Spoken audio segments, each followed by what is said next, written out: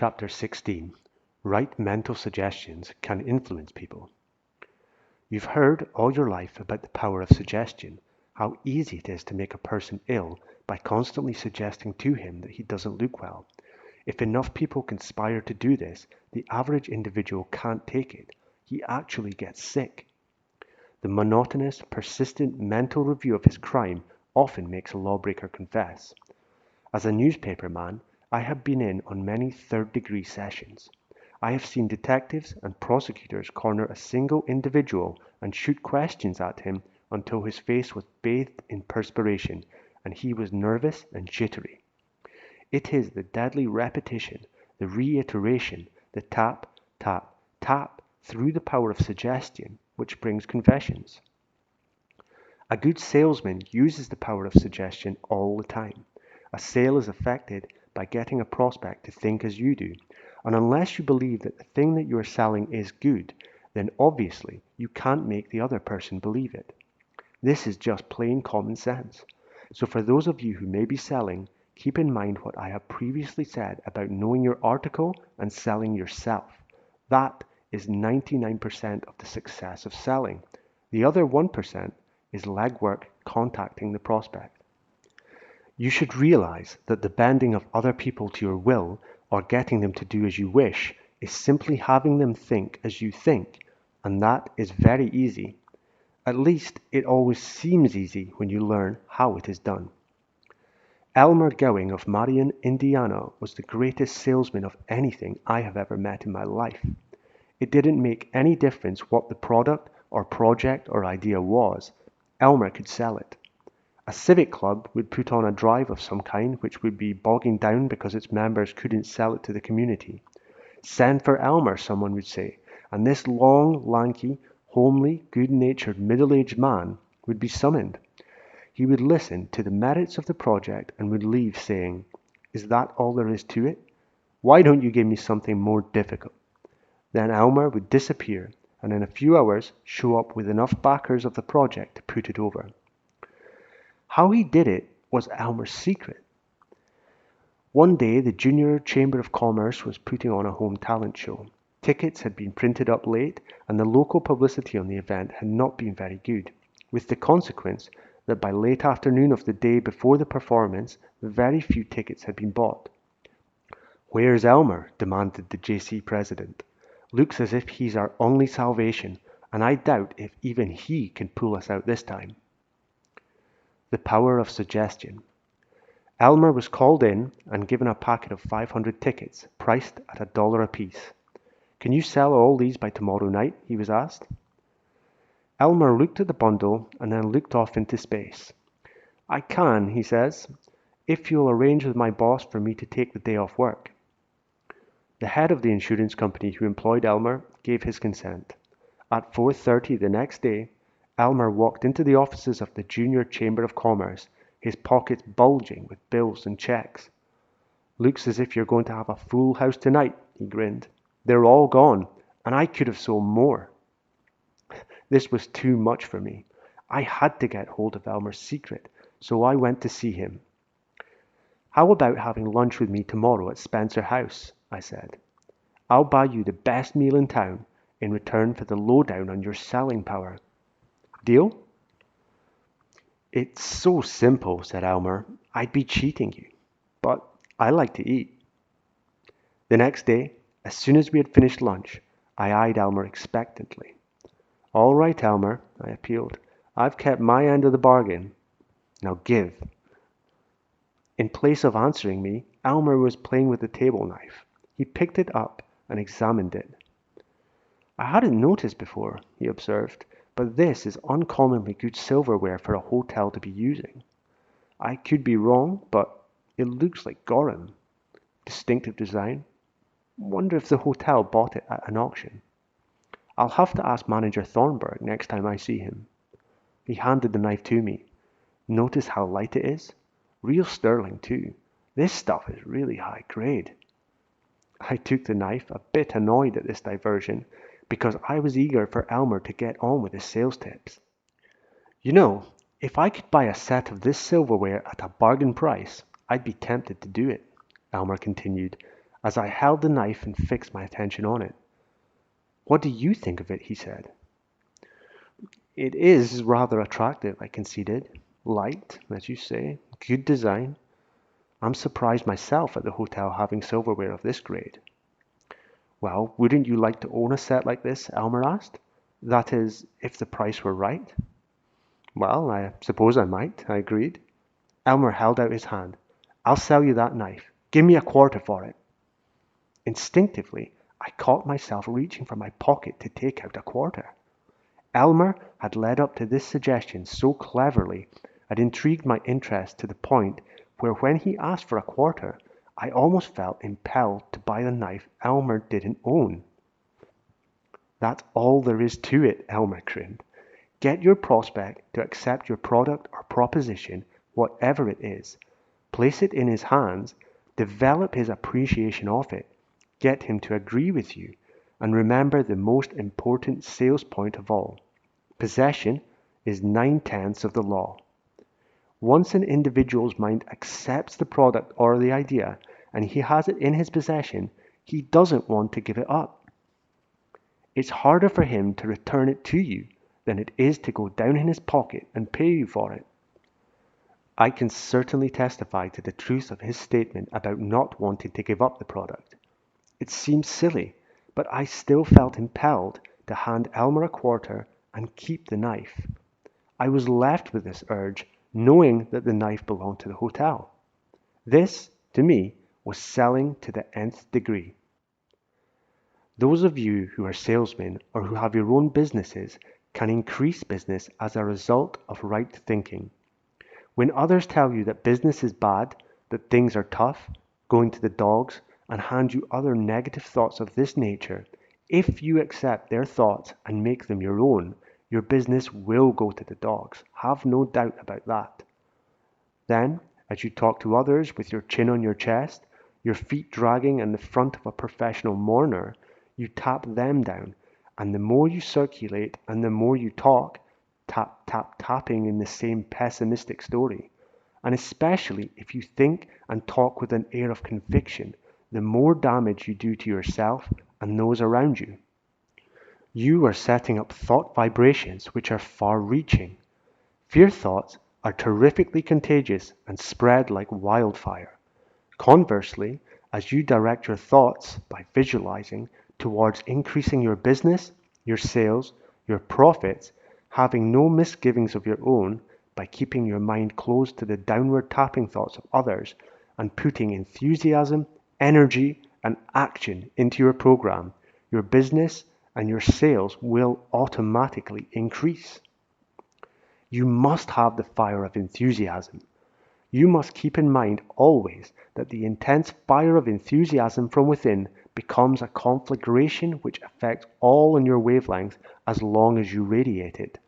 The vibrations you set up with your powerful rays of enthusiasm inspire others, raise them up, build and attract business, just as fear vibrations tap others down, repel, and destroy. It is an indisputable fact, irrespective of the times you live in, that there is always business somewhere for the man who believes it exists and goes after it, but none for the person who is positive that none exists and makes no endeavor to move. Suggestion is one of the most powerful forces in the world. It has equal power in two directions, positive and negative, depending on which direction you give it. As a builder-upper, you can use suggestion upon yourself to excellent advantage. Now that you know the potency of thought, when you catch yourself taking on negative mental attitudes about anything you are doing or about the future, stop everything. Recognize at once the damage that you are doing to yourself by permitting such thoughts to reside in your consciousness. Replace these wrong mental pictures with strong visual suggestions of the right kind. See yourself overcoming whatever difficulty you are facing, doing a better job, getting a better result tomorrow. Remember, the creative power within can only work on what you give it. A builder has to operate from a blueprint. If there are defects in the blueprint and he doesn't know about them, those defects will show up in the completed building. And unless you discover your wrong thinking, the wrong suggestions you are giving yourself each day, you'll attract what you are visualizing to you. Pass those suggestions on to your friends or associates, and if they accept them, they will help you produce the very conditions you have pictured. What are we doing to the child mind? Little children are more sinned against by parents and elders who are constantly giving them wrong suggestions than sinning. Don't go out dressed that way, you'll catch your cold. Look out, you'll get run over. Don't touch that, you'll break it. I knew you'd do that. Can't you watch what you're doing? Don't stay out late, something might happen to you. Stay away from the water, you might drown. You can't do that. Better let me do it for you. For heaven's sake, keep quiet. You don't know anything. No, of course not. I don't trust you. If you don't stop that, I'll call and a policeman will come and take you away. You shouldn't ask questions like that. You're not old enough to know the answers. So, you've done it again. Well, that's just what I expected. Go away, you're a nuisance. I don't know why you were ever born. You've heard these delightful suggestions and many, many more, and the only wonder is that the children subjected to this kind of highly emotionalized wrong thinking turn out as well as they do. No doubt, many parents are driven to distraction and beyond by the antics of their offspring and feel called upon to use anything short of mayhem to get the children to mind them, but it is unwise to resort to fearsome and destructive suggestions as corrective measures. When a child is thus reprimanded, especially if he is in an emotionalized state, these wrong mental pictures of mishaps and misconduct, and your own emphasizing of his defects, take hold of his consciousness, causing him to develop a greater susceptibility toward the very things you want him to avoid or eliminate. The homely or awkward or backward child starts out with natural handicaps anyway, and if parents or elders constantly remind the child through repetition and reiteration how homely or awkward or backward he is, the child tends to become even more so. These are the very children who are in need of the finest kind of positive suggestions. Like little plants that have been lacking in nourishment, these children respond and unfold remarkably in a short time. Try this method, reinforce it with the expression of love, and watch miracles happen. Experiments in hypnotism have demonstrated in many ways the power of suggestion. Once the resistance of the conscious mind has been removed and the subconscious mind can be reached directly, it will respond instantly to whatever suggestions are given to it, if what is suggested is within the moral standards of the individual. When suggestions repugnant to the basic character of the person are made, he either refuses to respond or comes out from under the hypnotic spell. It would require a series of suggestions designed to alter the present moral concepts before the individual would be willing to perform any act against his fixed standard of conduct. This clearly indicates that you do not change your acts until you change your mind, that what you have become through past experience and thought, you remain until something brings about a change in your own thinking. You can be influenced while you sleep. Psychologists are finding that many young and older people can be helped to overcome different faults and personal habits, inhibitions, and inferiorities if suggestions are made at their bedsides while they sleep. The subconscious mind never sleeps. It is always aware of what is going on in and about you. Often, however, when you are mentally and emotionally disturbed and wish to control your mind and your feelings, you find it almost impossible to do so during your waking hours.